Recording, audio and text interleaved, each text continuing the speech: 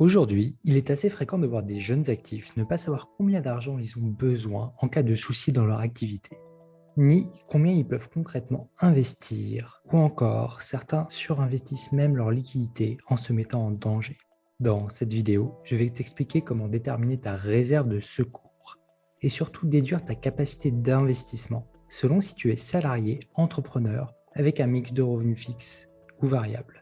Pour que tu puisses facilement passer à la pratique et faire les calculs de ton côté, j'ai créé un Google Sheet qui te guide pas à pas, que tu peux télécharger, le lien est dans la description. Et oui, ici on va parler de la première base que tu dois maîtriser avant que je puisse t'expliquer dans les prochaines vidéos comment faire pour faire croître ton patrimoine. N'hésite pas à t'abonner au passage. Pour que tu comprennes bien comment les mécanismes de réserve et de capacité d'investissement fonctionnent, je vais te montrer tout ça avec deux exemples concrets. D'un côté, Lucas, un jeune cadre qui vit à Paris. Et de l'autre, pour avoir un exemple un peu plus sympa, Camille, une jeune entrepreneuse avec des revenus qui varient beaucoup. L'idée, c'est qu'avec ces exemples, tu puisses bien comprendre simplement comment déterminer ta capacité d'investissement. À la fin de la vidéo, je te donnerai également quelques conseils pour que tu puisses augmenter ta capacité d'investissement. Allez, c'est parti. Premièrement, on va commencer par calculer ce qu'il te reste après tes revenus d'activité, quand tu as déduit tes impôts et toutes tes charges. Prenons notre premier exemple avec Lucas, salarié à Paris.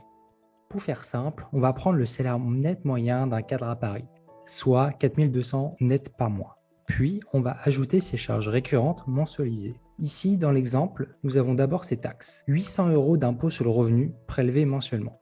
Au passage, on ignore ici la taxe d'habitation qui a été mécaniquement reportée sur l'augmentation de la taxe foncière.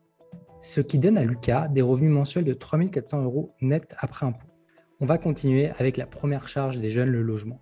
Lucas loue pour 1100 € de loyer mensuel, puis a également 400 € de courses. Et oui, Lucas vit à Paris.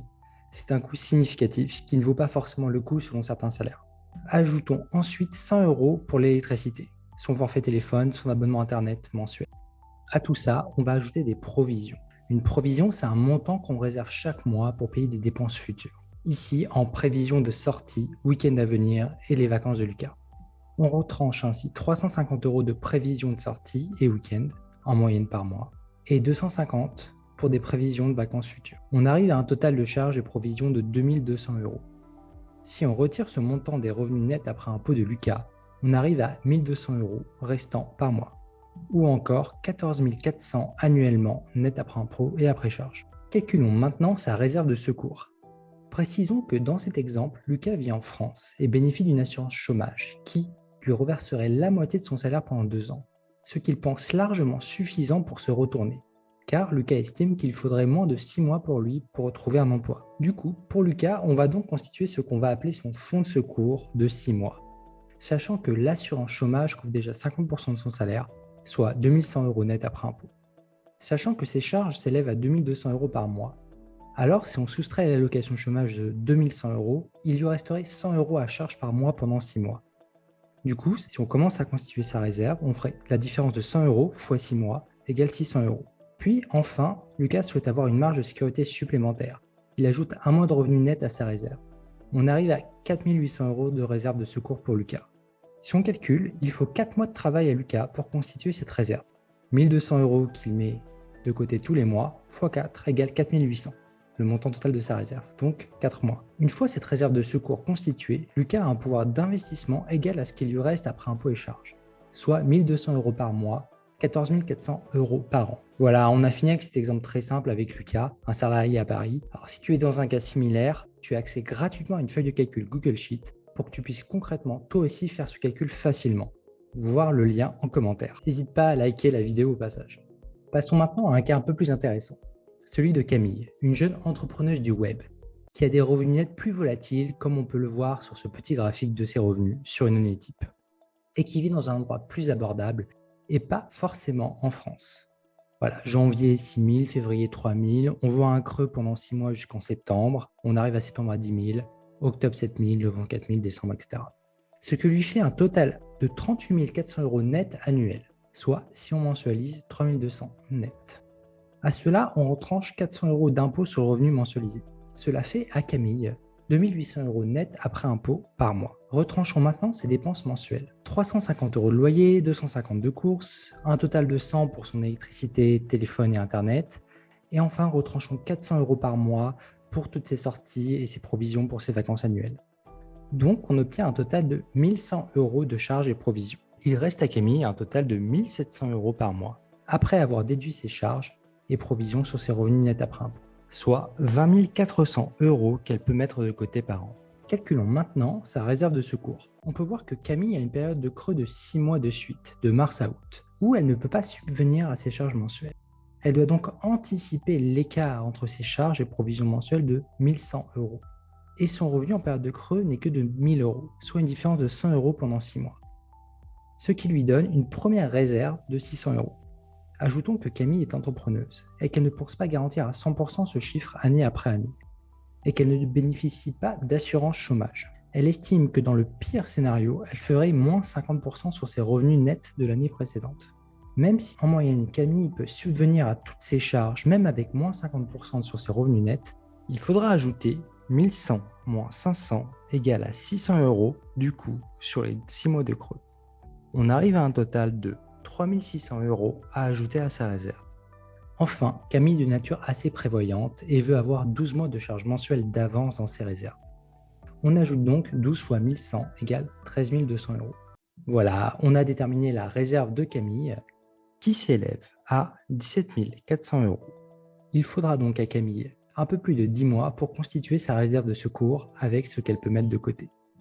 Puis, une fois sa réserve constituée, elle opérera avec une capacité d'investissement de 20 400 €, certes répartie non homogènement sur l'année pour pouvoir investir.